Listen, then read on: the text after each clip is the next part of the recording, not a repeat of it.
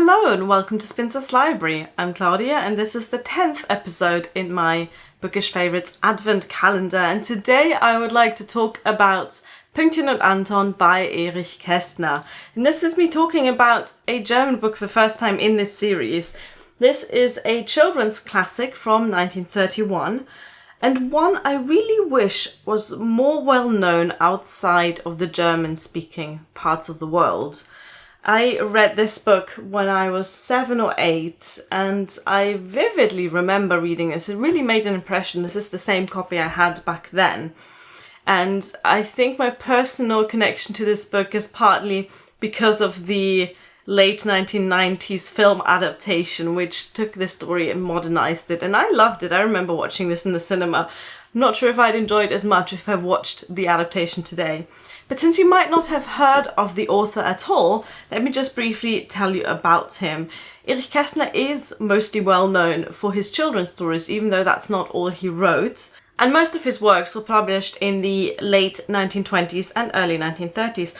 I read most of his books as a child, and I always appreciated how his stories were always about children, but never patronized the readers of his stories. And they often touch on difficult subjects for the time, subjects that didn't often find their way into children's stories, like poverty, unemployment, single mothers, and all sorts of politics.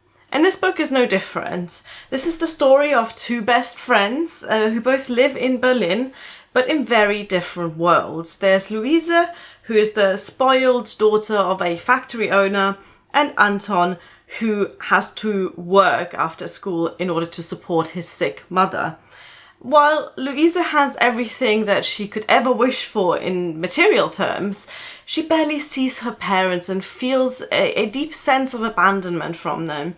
Anton, on the other hand, is very close to his mother, but he doesn't have the time to actually be a child since he's both breadwinner and carer in the family.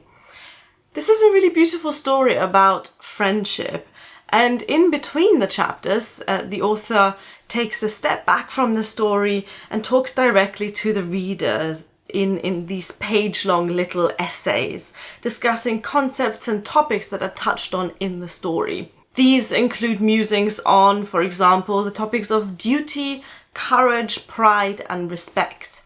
And if my child wasn't an exceptionally stupid 4-year-old, I'd want to read this book to her. But whether you have children or not, I would encourage you to find this beautiful tale and Erich Kästner's other novels, which have been translated into English. Check the description box for links. Really, really gorgeous stories, and everyone should know them. Except Minerva, she wouldn't understand. See you tomorrow, and thank you for watching. Bye.